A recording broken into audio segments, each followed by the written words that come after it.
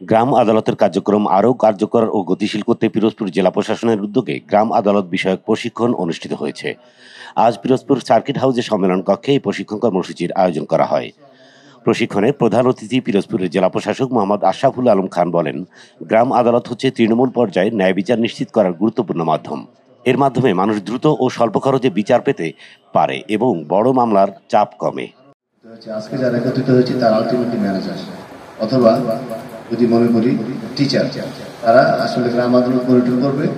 আর যারা আপনাদের যারা স্টেক হোল্ডার আছে তাদেরকে গ্রাম আদালত সম্পর্কে ধারণা দিবেন।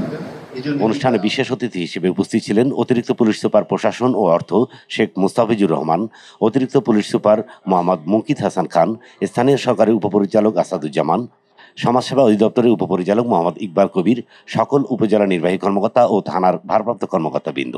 প্রশিক্ষণে রিসোর্স পার্সন হিসেবে উপস্থিত ছিলেন ডিস্ট্রিক্ট লিগ্যাল এইড অফিসার ও সিনিয়র সহকারী জজ তরিকুল ইসলাম, অতিরিক্ত পুলিশ সুপার মুস্তাফিজুর রহমান, গ্রাম আদালত প্রকল্পের প্রকল্প সমন্বয়কারী নজরুল ইসলাম, ডিস্ট্রিক্ট ম্যানেজার মৌসুমী আক্তার মৌসহ আরও অনেকে। বক্তারা বলেন, গ্রাম আদালতকে কার্যকর করতে স্থানীয় প্রশাসন, আইনশৃঙ্খলা বাহিনী ও সমাজসেবামূলক প্রতিষ্ঠানের সমন্বয় জরুরি।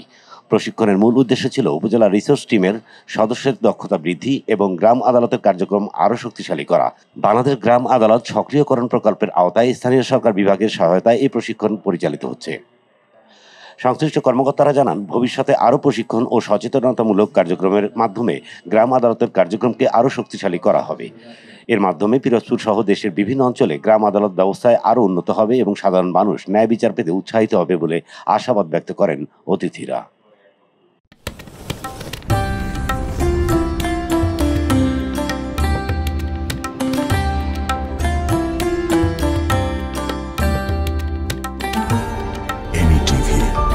স্বাধীন বাংলার স্বাধীন কণ্ঠ।